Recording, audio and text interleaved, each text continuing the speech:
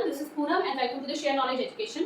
अभी तक हमने इंडियन पॉलिटी में जो हम हिस्टोरिकल बैकग्राउंड पढ़ रहे हैं, आपको ऐसा लग रहा होगा कि हम हिस्ट्री के चैप्टर्स क्यों पढ़ रहे हैं, लेकिन ये पॉलिटिकल कंटेक्स्ट के साथ जो इंपॉर्टेंस रखता है वो हम पढ़ रहे हैं. पहले हमने कंपनी रूल में देखा कि किस तरह से इंडियन की पॉलिटी इवॉल्व हुई, and then we have started the crown rule. अब क्राउन रूल 1858 से 1947 तक चला, तो इसमें काफ़ी सारे जो पॉलिटिकल थिंग्स हैं, एक्ट्स बने हैं, कुछ लॉज बने, रेगुलेशंस बने, एंड देन फिर वही चीज़ें आगे कॉन्स्टिट्यूशन बनाने में हमें हेल्प करती हैं, बिकॉज यहीं से स्टार्टिंग हुई थी.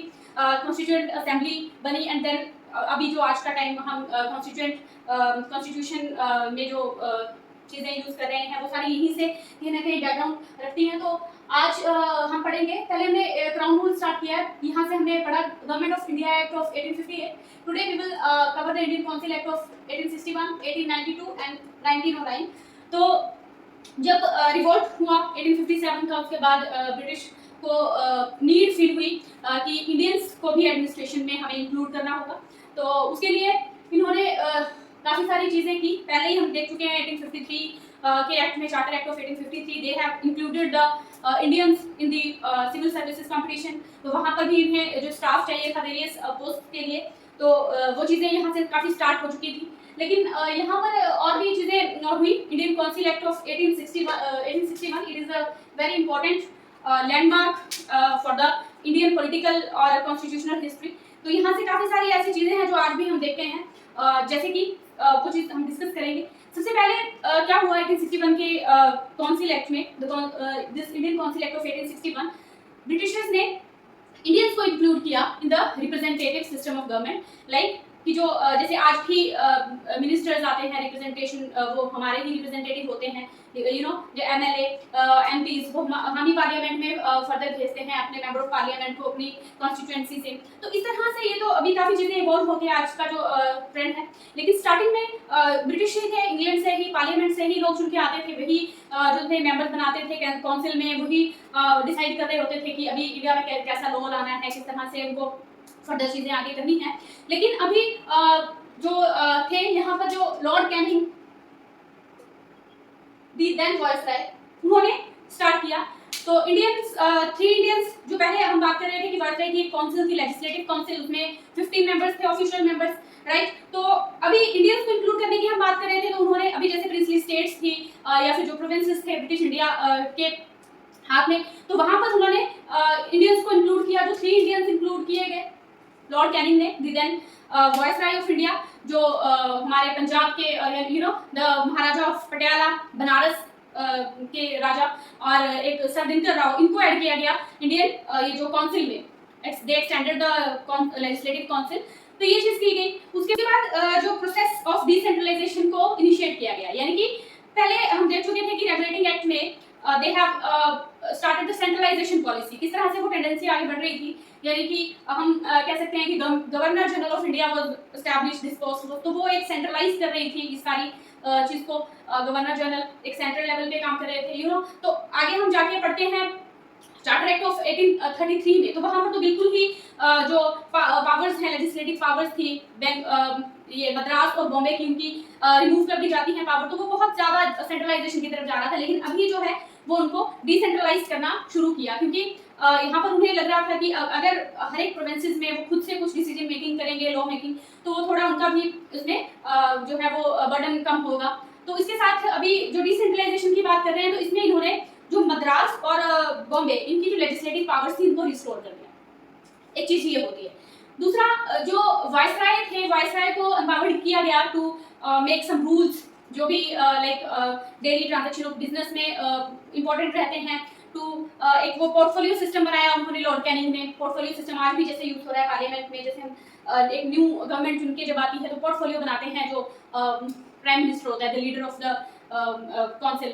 तो उसमें उन्होंने अलग अलग, जैसे आज भी हो रहा है, अलग अलग डिपार्टमेंट के लिए अलग अलग एक मिनिस्टर को अपॉइंट किया जाता है to make the final, you know, जो स्टेटमेंट है उसका एक final authority to do the things. तो उस तरह से ही इंचार्ज बनाए गए जो इसमें मेंबर्स थे काउंसिल के, ताकि वो अलग अलग डिपार्टमेंट्स में अलग अलग काम करने की उनके पास अथॉरिटी होगी, जो कि एक फाइनल मानी जाती है.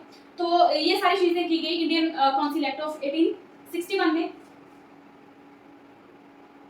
एक चीज़ और भी थी जो कि हम बात करते हैं ऑर्डिनेंस बनाने की। ऑर्डिनेंस आज की डेट में भी, तभी मैंने कहा कि ये इंडिया की जो पॉलिटिकल और कॉन्स्टिट्यूशनल कॉन्स्टिट्यूशन के लिए काफी लैंडमार्क एक्ट है 1861 का, क्योंकि इसमें अभी मैं बात करी थी पोर्टफोलियो की, साथ में हमने बात की ये अभी जो ऑर्डिनेंसेस हैं, तो वाइसराय को एम्पावर किया गया to make the ordinances during the emergency without the press of the council of minister. अगर लेजिस्लेटिव काउंसिल नहीं भी है फिर भी वो जो है वो ऑर्डिनेंसेस बना सकते हैं वाइसराय। तो ये एक इंपॉर्टेंट चीज की गई जो कि 6 मंथ के लिए वैलिड होता है। लाइक आज की डेट में भी इसी तरह के प्रोसीजर फॉलो किए जाते हैं, लेकिन अभी चलो खैर काउंसिल ऑफ मिनिस्टर्स की एक रिटन परमिशन भी जरूरी होती है, वो हम आगे जब पॉलिटी में करेंगे वो तो वेरियस थिंग्स हम डिटेल में पढ़ेंगे।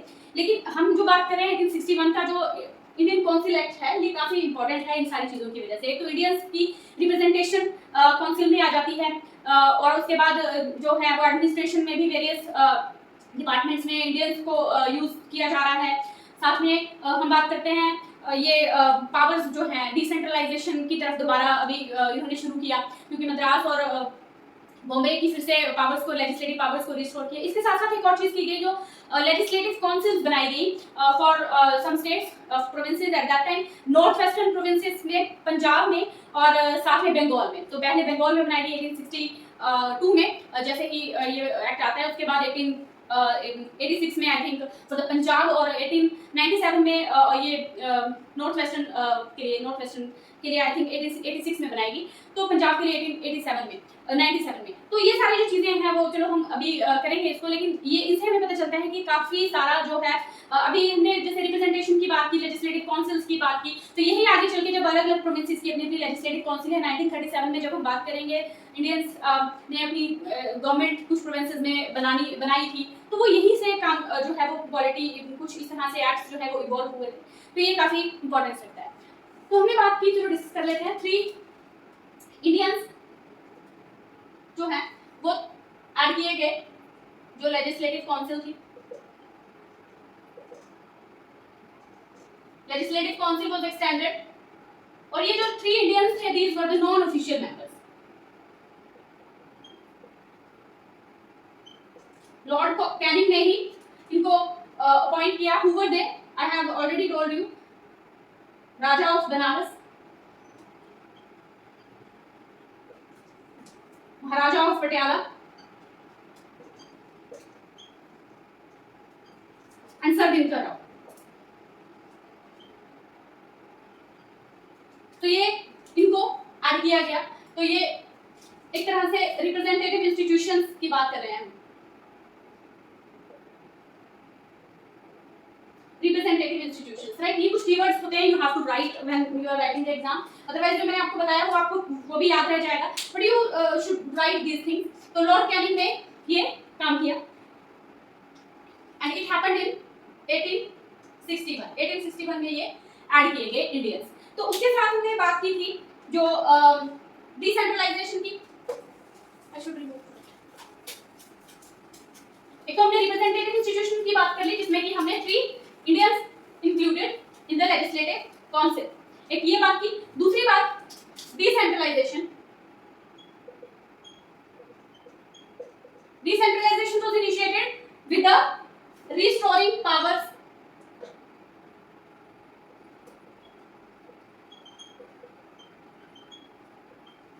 legislative powers of किसकी? Madras and Bombay. One thing was this thing was done because जो regulating act था of 1773, centralization was started.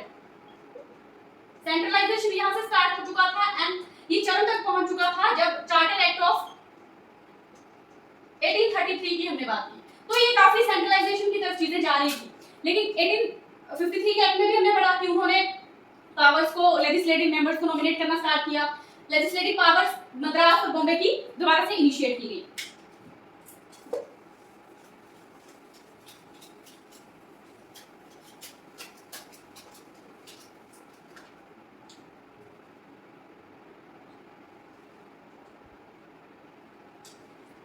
इसके साथ साथ लेजिस्लेटिव काउंसिल्स बनाई गई। कहाँ?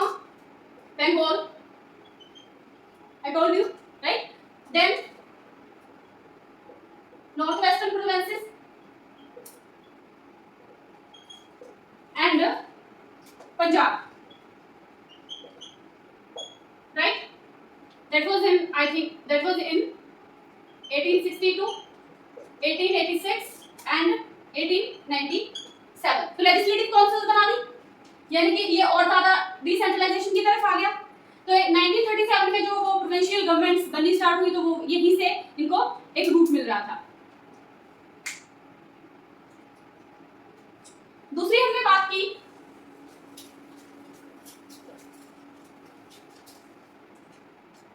वायसराय को एम्पावर किया गया टू मेक रूल्स। तो लॉर्ड कैनिंग, इन्होंने पोर्टफोलियो सिस्टम बनाया। पोर्टफोलियो सिस्टम में क्या था, इंचार्ज बनाए गए मेंबर्स, जो कि मेंबर्स थे वेरियस डिपार्टमेंट्स,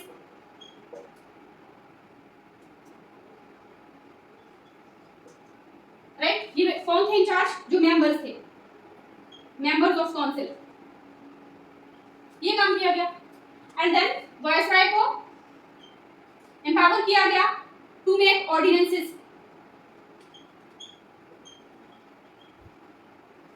अब वायसराय ऑर्डिनेंसेस भी बना सकता है during the emergency without the council. Council के बिना 6 मंथ के लिए ये ऑर्डिनेंस वैलिड होगा ड्यूरिंग द इमरजेंसी। और ये रूल्स बना सकता था for daily transaction of business, for the easy running of the council. तो ये चीजें इसमें की गई। तो इस तरह से हम बोल सकते हैं कि ये जो एक्ट है, इंडियन काउंसिल एक्ट ऑफ 1862, तो ये काफी इंपॉर्टेंट है for the Indian political and constitutional framework. So this is the Indian council act of 1861 we have discussed. We will discuss 1892 and 1909 later in the next video. So thank you. Till then, happy studying.